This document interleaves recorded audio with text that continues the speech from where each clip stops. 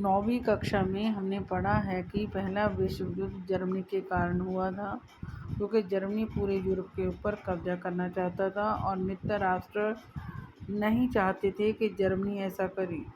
हमने देखा है कि कहीं भी भारत का नाम नहीं आया कि भारत पहले विश्व युद्ध में शामिल था। भारत को पहले विश्व युद्ध में इसलिए शामिल होना पड़ा क्योंकि उस समय भारत में अंग्रेज़ों का राज था और अंग्रेज़ों की सरकार चल रही थी।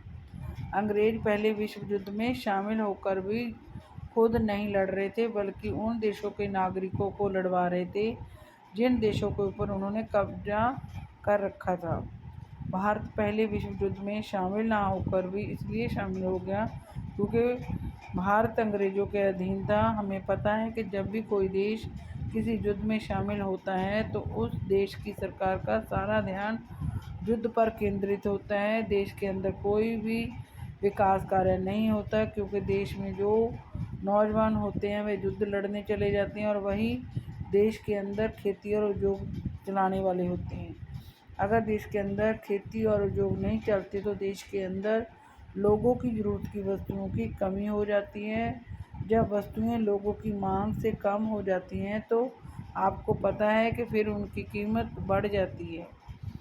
जिस समय कोई देश किसी युद्ध में शामिल होता है तो जो भी पैसा देश के पास होता है वह सारा युद्ध में लड़ने के लिए, हथियारों और सैनिकों को खाने पीने का सामान भेजने के लिए खर्च कर दिया जाता है। अगर फिर भी पैसा कम होता है तो उसके लिए कर्जे लिए जाते हैं, कर बढ़ाए जाते हैं।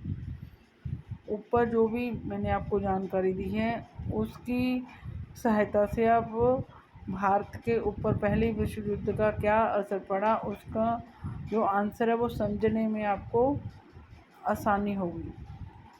पहला पॉइंट है कि जिस समय पहला विश्व युद्ध चल रहा था उस समय भारत की आर्थिक और राजनीतिक स्थिति बदल गई थी, अर्थात जो भारत की सरकार थी वो भी पूरा ध्यान वहीं पे लगा रही थी।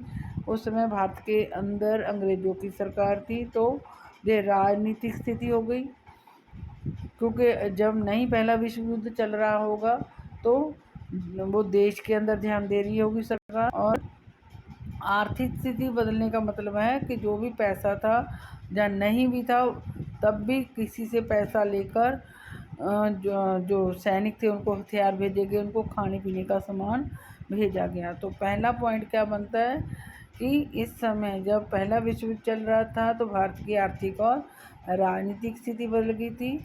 और दूसरा पॉइंट, उसके कारण देश का रक्षा व्यय बढ़ गया था। जब हमारी देश की जो सरकार है उसका ध्यान भी पहले विश्व युद्ध के ऊपर लग गया और पैसा भी वहीं पे खर्च हो रहा, तो देश की जो रक्षा करनी थी, देश के लोगों की रक्षा करनी थी और सैनिकों की रक्षा करनी थी, उसके कारण देश का रक्षा व्यय बढ़ गया था। इसलिए फिर क्या, रक्षा व्यय को पूरा करने के लिए भारत के नाम पर युद्ध के लिए कर्जे लिए गए, भारत के अंदर कर बढ़ाए गए, सीमा शुल्क बढ़ाया गया और आयकर भी शुरू किया गया। उससे पहले आयकर नहीं लिया जाता था। और मैंने आपको बताया कि भारत के अंदर जो कोई भी कार्य नहीं हो रहा था, खेती भी नहीं हो रही थी, उद्योग भी नहीं चल रहे थे, जिसके कारण क्या हो गया था, भारत के अंदर भारत के लोगों की ज़रूरत की जो वस्तुएं थी वो कम हो गई थी, जिसके कारण 1913 से 1918 के बीच में वस्तुओं की जो कीमतें थी 2 गुनी हो गई थी। मतलब जो 50 रुपये की थी वो 100 रुपये की हो गई थी, जिसके कारण भारत के आम लोगों की जो मुश्किलें थी वो बढ़ गई थी। भारत के ग्रामीण क्षेत्र के लोगों में ज़्यादा गुस्सा था, क्योंकि ग्रामीण क्षेत्र से ही नौजवानों को भर्ती करके पहले विश्व युद्ध में लड़ने के लिए अंग्रेज भेज रहे थे।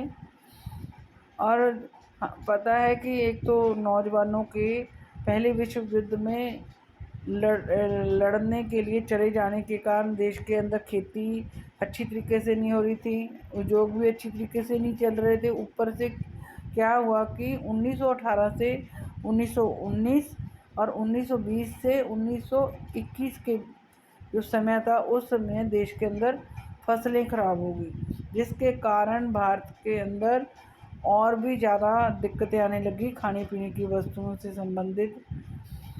और इस समय एक और दिक्कत आ गई कि जैसे कोरोना बीमारी फैली थी, ऐसे ही फ्लू की बीमारी फैल गई, जिसके कारण 1921 की जनगणना के अनुसार महामारी के कारण 120 से 130 लाख लोग मारे गए थे। लोगों की उम्मीद थी कि युद्ध ख़त्म होने के बाद उनकी मुसीबतें कम हो जाएगी, लेकिन ऐसा नहीं हुआ था। और अगर बच्चों आपको मेरा पढ़ाया गया ये टॉपिक अच्छा लगता है तो प्लीज़ मेरे चैनल को सब्सक्राइब करके देखना, लाइक करना, कमेंट करना।